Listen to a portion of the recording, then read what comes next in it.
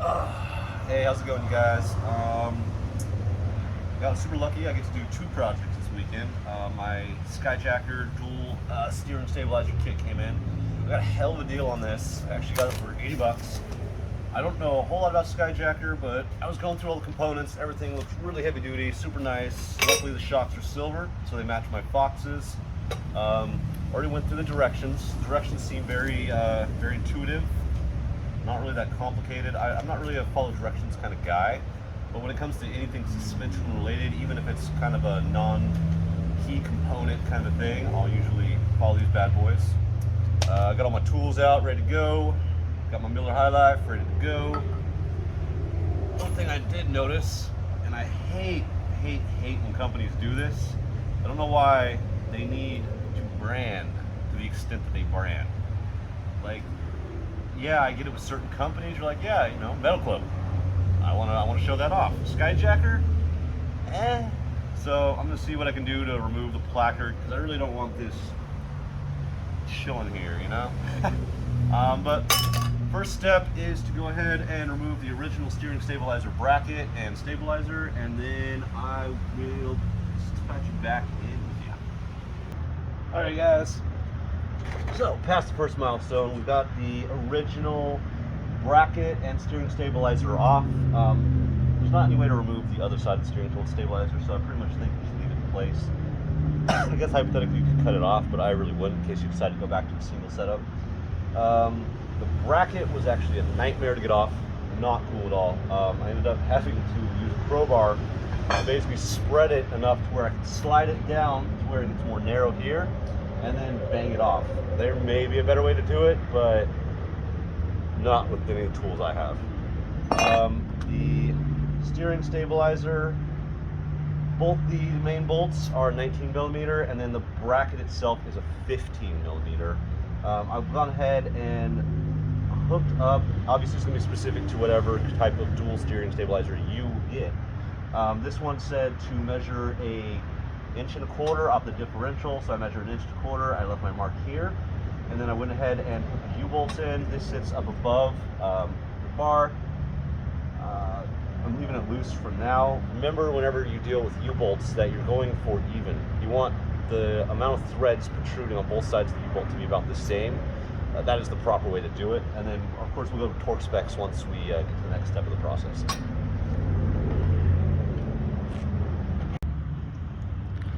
All right, quick update, you guys.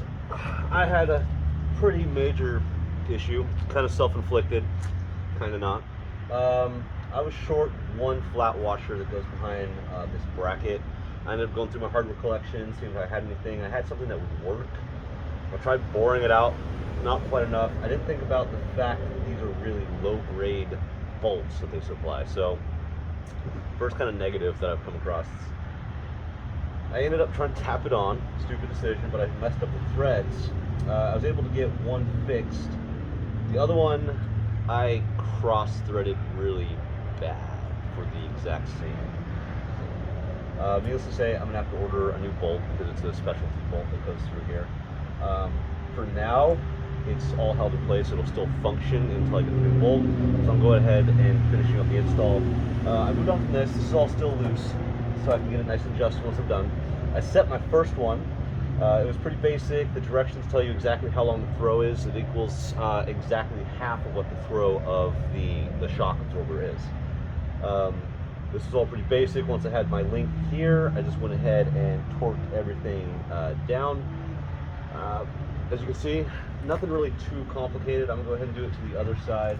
Hopefully everything still lines up well, and then I'll do another video, kind of go over the finalizing steps. Alright, you guys, so it's all done, except for obviously the replacement part I gotta get. I might end up painting the center portion just so it's not so much brass. But I mean, overall, it looks pretty good. The quality is kind of what you'd expect for the price. Like I said, this wasn't a key component, so I didn't mind going a little cheaper, and I got a heck of a Black Friday deal. But I'll go ahead and test it real quick, and let's see what it looks like.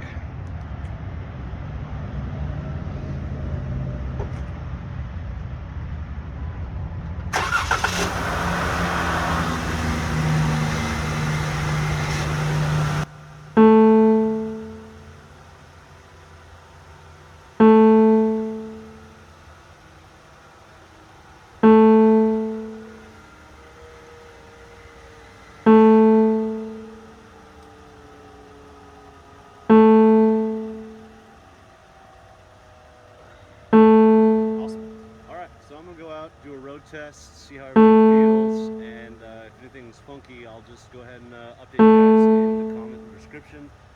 As always, please like, please share, please follow. Any questions, just leave them in the comments. Thanks, guys.